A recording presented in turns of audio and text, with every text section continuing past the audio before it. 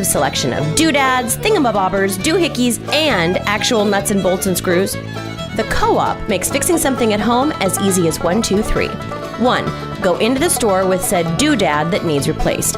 2. Ask a vested crusader to help you locate it. 3. Go home and confidently attach the gizmo to the gadget.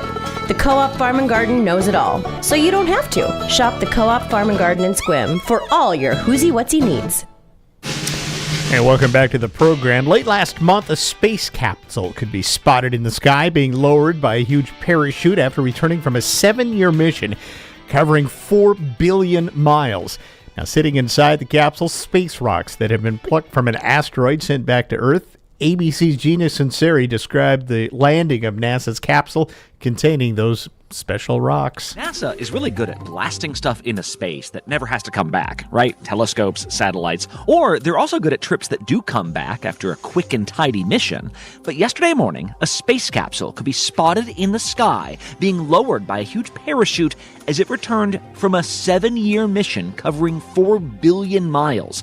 Sitting inside was something NASA had never been able to retrieve before: space rocks that had been plucked from an asteroid and sent back to Earth. These samples that we've brought back are going to be a treasure for scientific analysis for years and years and years to come. This was the precious cargo dropped off by the spacecraft known as OSIRIS-REx, and ABC's Gina Sunseri, who covers space, was there for it. She joins us now from the airport en route home. I guess it's not a space flight, Gina, but it'll do.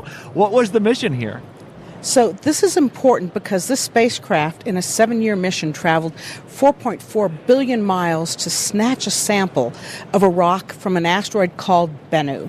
And everything could go wrong, but in the end, everything went right. This has never happened before, and we may be able to unlock some really, really important clues to where we came from. The point of this mission was to get a really pristine sample of an asteroid. And what's good about that is that nothing else has touched it. It's been way out there in orbit for almost 1 billion years. So what they hope is that this sample will tell us how life began in our solar system. How did it work exactly? Like, I've seen movies about this, but how do you actually go up to an asteroid and, mine it and make it back in one piece? This worked because they designed a spacecraft that had a grapple hook on the bottom. It was a big claw, and it darted at this asteroid, and it closed its claw around a clump of rock on the asteroid and then pulled it up. Sampling is in progress. It got so much you could see bits and pieces leaking from the claw, but then they decided that they would pull it back into the capsule and save what they had. The spacecraft fired its thrusters, it's solar-powered, and started a 3-year journey from Bennu back to Earth. The SRC has entered the Earth's atmosphere. UTTR tracking assets have acquired. This spacecraft dropped this capsule from 63,000 miles over Utah. This was like hitting a hole-in-one from 63,000 miles above the planet. We have confirmed parachute deployment. And so much could go wrong. The parachutes couldn't deploy, but they did. And the parachutes deployed early at 20,000 feet, which means what? The capsule landed 3 minutes early. Yeah. Touchdown. I repeat, EDL. SRC has touchdown. The capsule landed safely in Utah. It landed right side up. It took them a while to make sure it was safe, like no poisonous fumes, right? Oscar's performing the unexploded ordnance survey. And then they bagged it up, and it's being carried to a processing center in Utah. Then it will be loaded on a C-17. It's got its very own C-17, and it will be flown to Ellington Air Force Base in Houston, where it will go to the Moon Rocks lab at the Johnson Space Center for processing. Oh yeah, there's a whole Moon Rocks lab, which I guess sort of leads to my final question, which is, what will they actually look for now that they've got this in their possession? Or are there real things to glean from this piece of rock, or is it just nice to have a piece of asteroid to call your own? This is what they're looking for in this piece of asteroid. They're hoping to find precursors, like little biological material that will say, hey, this is where life came from. It's really going to give us a new insight into understanding how our solar system formed and the building blocks of life that may have been contributed to the planets on Earth, as well as if we have life elsewhere in our solar system. The biggest takeaway for NASA is this: they can actually design this mission and pull it off. and they can bring back a sample. This is a clean sample that will tell us information about life. Was there life out there? Where did life come from? And what are these asteroids made of? Could we mine them in the future? This is the Todd Ortloff Show on Newsradio KONP. Red Carpet Car Wash in Carlsberg salutes our military veterans, active duty, and first responders each and every day. This isn't a special or a one-time deal. 365 days a year, Red Carpet offers 10% off all services to this special group. Please let them know who you are so they can honor you. And for Purple Heart recipients, you'll receive a free wash anytime, every day. Please accept our appreciation for your service and sacrifice. Red Carpet Car Wash, open Monday through Sunday, 8 till 5. This is a Crab Flash. CrabFest Management has just announced a special discount available to you through Thursday only. Get 25% off full crab dinner tickets now. That's a $10 savings. CrabFest is offering this special deal on guaranteed full crab dinners, but don't wait to order. This deal is good for pre-orders only through Thursday. Go to Port Booking News and the Port Angeles Chamber of Commerce through Thursday for 25% off full crab dinner tickets. See you at the Crab Fest.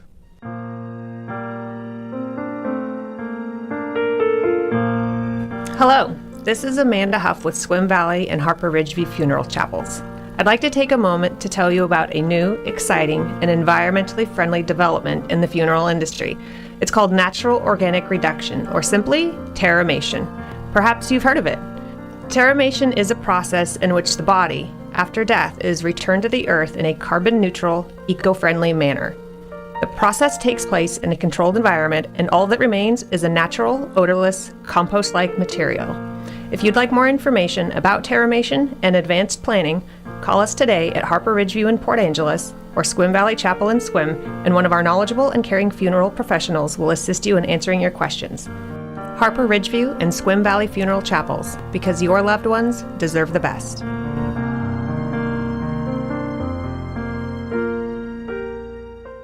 When I was a kid, I always looked forward to harvest time every year for fresh apples and delicious cider. This is Dale from Wilder Auto, and I would like to invite you to come harvest a great selection of end-of-year super specials. The time is right for great savings, and with over 100 lenders, hefty rebates and lease incentives, and some of the best brands on the planet, why would you go anywhere else? For best selection, stop by today or 24/7 at wilderauto.com.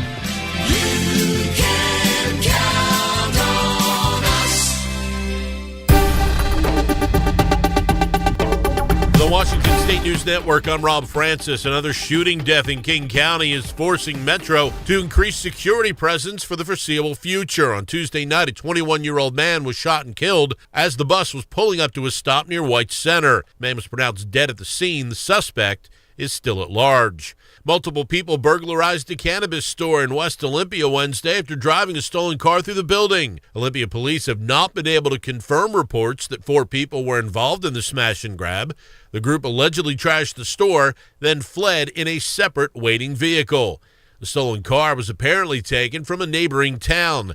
No one was in the building at the time, and it's unknown how much merchandise the thieves made off with. King County planning to help small businesses that suffered damage from vandalism since the COVID-19 pandemic. Businesses that have less than 10 employees can apply for grants under the Local Services Storefront Repair Program.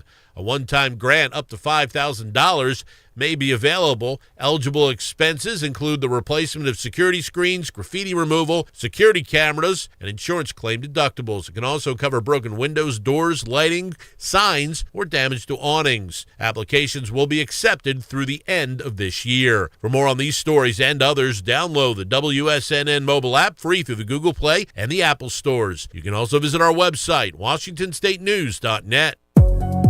Here's your News Radio KONP forecast. Mainly sunny skies and calm this afternoon with a high of 66. Easterly winds 5 to 10 miles per hour.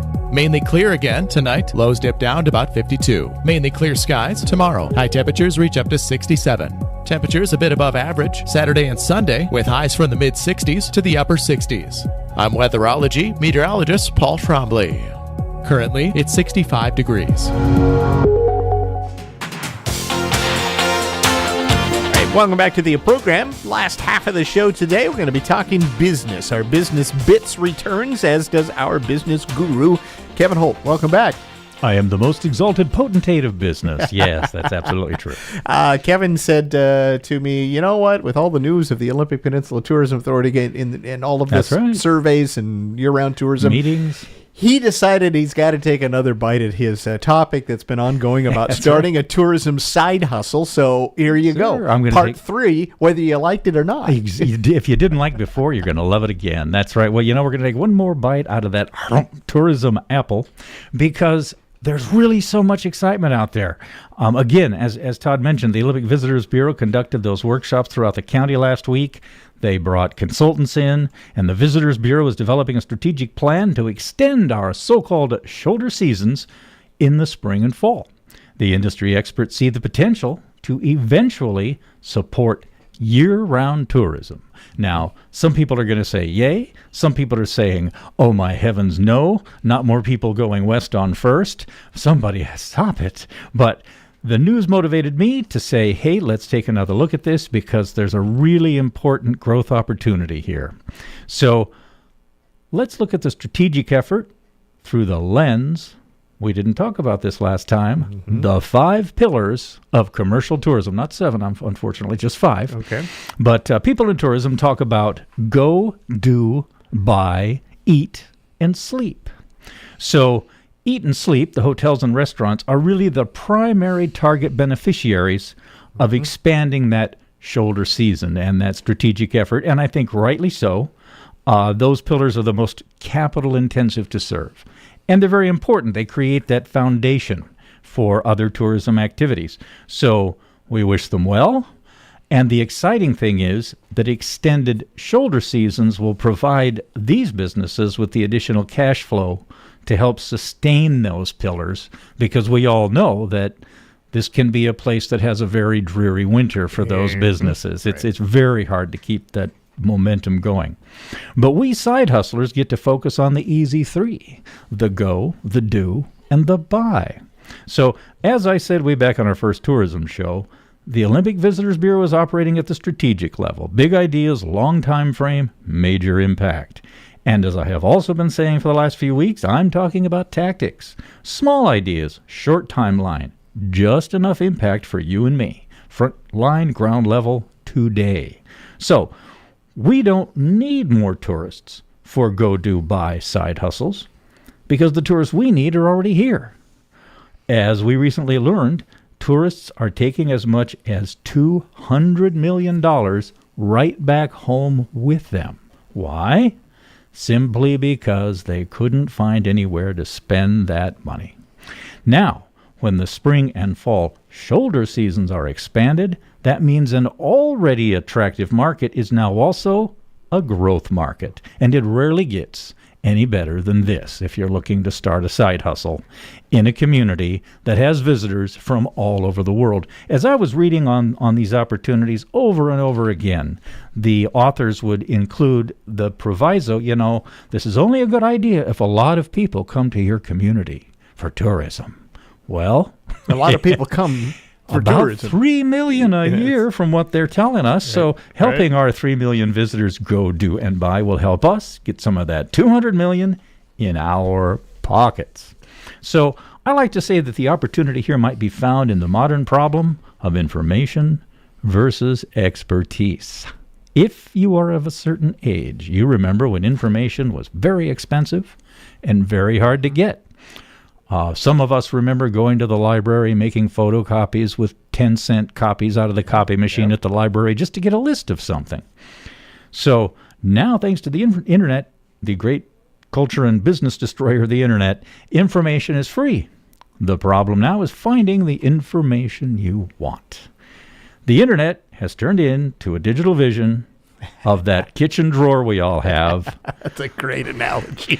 You know the one. I'm sorry, I got 3 of them. Oh, yeah, you've got 3. Everything in that's there. right. Yeah, right. That's where you find the pens that don't write, and the dead batteries, and the empty tape dispensers, and the parts left over from that IKEA shelf. I don't know why there were parts left over. Now it's kind of wobbly. There's good stuff in there, too, but you can never find it when you need it. So this chaos has created a market for expertise. As I joked with Todd not long ago, when I was an IT tech, my client asked me, how do you know how to fix all this stuff? And I said, well, I often look it up online. I said, what do? Put in my computer doesn't work? Well, no, you need expertise to find the information that you need. So the ability to find relevant information could be a key to a very effective and exciting tourism side hustle. So just as an example, my value as a business coach is to provide a service, to diagnose and to provide resources and motivate and hold clients accountable. That's expertise. When you look at the go, do, buy model, we have an abundance of resources, but visitors don't always have the expertise to know where all of our great, exciting tourism resource opportunities are. So the easiest route to some of that 200 million might start with your expertise. Mm-hmm. So let's look at some real specific suggestions. I did a little research over the weekend, and it turned out that the United Nations had a tourism entrepreneurship contest last year, and they listed the 100 winners. Now, there's a certain penalty for reading 100 entrepreneurs' takes on their business. If you'd like adjectives and adverbs and really long sentences that show that they include everybody and everything all the time, but I've saved the trouble here. I've just given you a couple of quick ones that I think will get the idea across. So here are some of the winners with a little bit of a local flavor. The first one, to me, I think is a slam dunk for somebody who really likes numbers. In Europe, they have value-added and similar taxes that many travelers don't actually need to pay, so they pay it at the business and then they get a refund. A startup in Europe called Refund It. Of course, we have to have a weird name that makes no sense and is the combination of a bunch of words and a couple of vowels taken out. But a startup called Refund It revolutionizes tax-free shopping, making the process easier and efficient. You see what I had to read? Yeah. And that's, I'm sure, watered down from what you had. Yeah, about 30 words taken out. And this is done digitally. There's no lines or paperwork. So Refund It. Here's your entrepreneur statement. Refund It aims to change the VAT refund process for good, helping tourists easily get what is rightfully theirs while stimulating economies and boosting business all the time, all the while solving world hunger and stopping cancer. But this is very interesting because they've taken advantage of, I'll call it a loophole, but a differential. A differential. That's a good point. Yep. Yeah. And here's the cool thing. Washington State offers similar tax-exempt status to certain visitors from certain locations, but claiming the refund is complex and burdensome. I wonder why. Yes. A local service that helped travelers get sales tax refunds could be a lot of fun. You know what's interesting about those two ideas? When I think of a tourism side hustle, yes. I'm not thinking at all of that. Right. No, that's totally. But it is a tour. I mean, it's all built on tourism. It's people come here and need this. Exactly. I'm thinking I'm going to be a river guide. Well, you might be, but that might be. But just so people need to have an open mind. Yeah. Exactly. There's a 360-degree view here because people who come here need all these things. Now, this is one I get a kick out of. It's another idea we can steal from Europe. It's called the Freebird Club. This club is a peer-to-peer social travel and homestay club for older adults. Freebird uses the sharing economy to enable seniors to travel and meet in fun new ways. This helps alleviate a little bit of loneliness and creates a little bit more age-friendly and inclusive world. My wife and I were living in Bellingham before we moved out here, and in Bellingham the average age is 21 because of the university. Yep. And so you feel kind of excluded when you're over 21. You were not really with it, were you, up there? No. So it's nice to hang out with your people. So I think there's a lot of opportunities in the communities here where the family average age is 59. Mm-hmm. So wouldn't it be fun to open a part of your home to visiting senior citizens from other areas? It's kind of like VBRO, but it's the real VBRO where you rent out a room in your house. Yeah. You don't buy 10 houses and rent them out. Exactly. Right. You're not becoming a hotel chain. Correct. And so I think that's a lot of fun. My wife and I have heard from a number of her clients who moved out here to retire, and they left family and friends behind. And they're out here now, and of course they like it here. They love the nature. It's beautiful, but they miss some social interactions that they used to have. Yeah. So here's a fun one. Again, another weird word, lug it. Luggit. It's a platform that helps travelers manage excess baggage. Well, there could be buggage, but luggage too, right? Yeah. Baggage and luggage together. So my new business is going to be called Buggage.com. Luggit connects travelers with resources that can collect and deliver their luggage to the place and time the customers choose. Oh, interesting. Yeah. So you schedule an appointment, more or less. Like, I need my bags to be at this place. Exactly. And these people will get it there. And I don't want them here.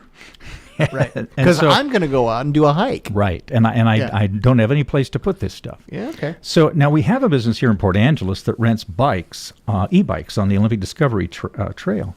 And some renters have liked the experience so much that when they come back, they say, well, can I just buy this and take it home? Mm-hmm. And this very smart gentleman said, you know what, I'll tell you what.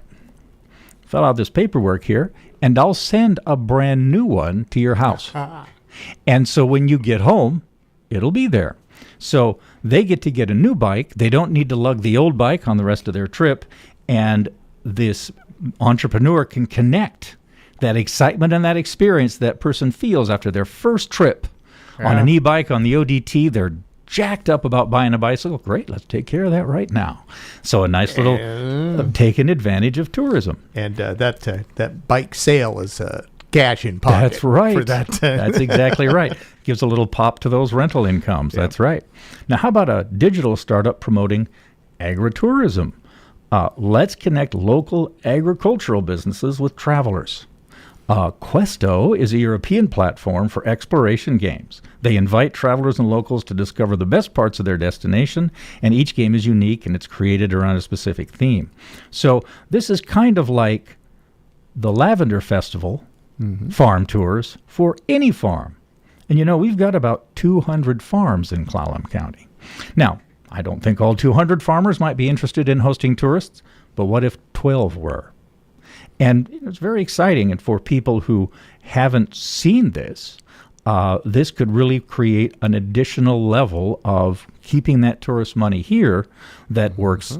It's just stealing, basically, from the Lavender Festival. We're already doing it. Let's expand that shoulder season.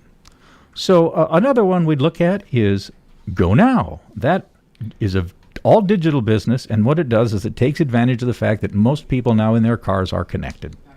So they can open their app and they can download an itinerary that will take them around wherever it is they happen to be. Their car travels, they can do innovation for tourism destinations, and their connected cars can hook them up with microbrewers and coffee roasters. Again, the Lavender Festival model taken and distributed to individual consumers. And of course that costs money. Now this one I think is very interesting. There's a little more to it than we're talking about today, but I think there's a tremendous opportunity here. This particular company is called Travexy. It's the world's first travel and booking platform that enables the differently abled to plan and book accessible trips that meet their specific personal needs. Existing online booking sites just don't have it. You know, if you go to Expedia or any of the others, if you have needs beyond pets or special diet, then you're not finding it on there's those no sites. marks, there's no little icons there. So not having the knowledge to provide this means these travelers are left completely on their own. So how about a system that starts to serve those special needs? I always remember the old Downtown Hotel with those steps from the Potemkin movie. And you just walk up and go, oh, I get to carry my luggage all the way up there. It was a nice place. I rented a room when I first moved here because the kitchenette, and it was very handy. The times that was built, that was a standard thing. It's like, if you can't climb stairs, you can't travel, so who cares? Yeah, so we do it different now. Now, we have a lot of fishing, especially out on the West End. And there's a European company that's created an app called MyFish. It helps you create a fishing diary. It helps you save your private locations. It sends you the weather forecasts for those locations and your fishing predictions. And it gives you the best fishing spots using a little bit of AI. And you can connect with anglers that are fishing in the same area. Now, that could be something that could really build on the West End fish guide business, because, you know, they struggle with the changes in the regulations and the different species that come in and out of season. This could really help build that local understanding. Now, going through all these, I stumbled across a couple of very interesting local concepts that I said, well, I can make up some funny words too. Yeah. So my first business is called Clean Years. That's seniors who clean. Now, I'm not going to give you a 30-word sentence on that, but love them or leave them, those VBROs we have here offer huge opportunities for those interested in setting up a cleaning business. We have an abundance of employable seniors here, and VBRO's number one need is people to do turnovers. Many of our VBROs are owned by people who aren't here. And so they're looking for responsible, trustworthy people that they can count on to visit their facilities, turn it over for the next guest, report any maintenance issues. This isn't hard work, but it's desperately needed. I had a number of VBRO clients at the Small Business Development Center, and they had no problem getting customers. They had a huge problem getting the turnovers done. Yeah. Okay. And so taking advantage of all of these newly retired people out here that are getting bored and inflation's beating up their income, they're that looking for could a be couple an opportunity. Shekels in That's their pocket. Right. Absolutely. Yeah. Clean Years. Will you charge someone if they take your name? It would be my pleasure if they would do that and get some of this tourism money here. I want that $200 million to come into Port Angeles. Now, how about RV cleaning and repair? I've had 3 clients go into this business, and all 3 of them disappeared.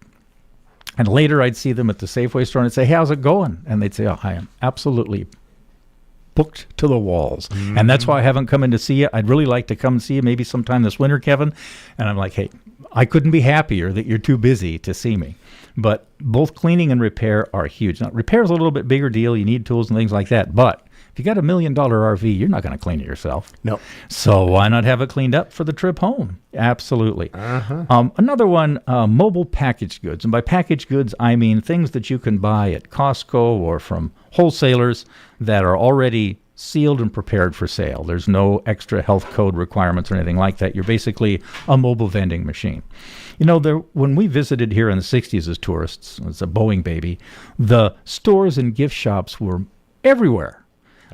But they've all faded away because of the costs of operation and the taxes and the labor laws and families moving away. So the needs are still there.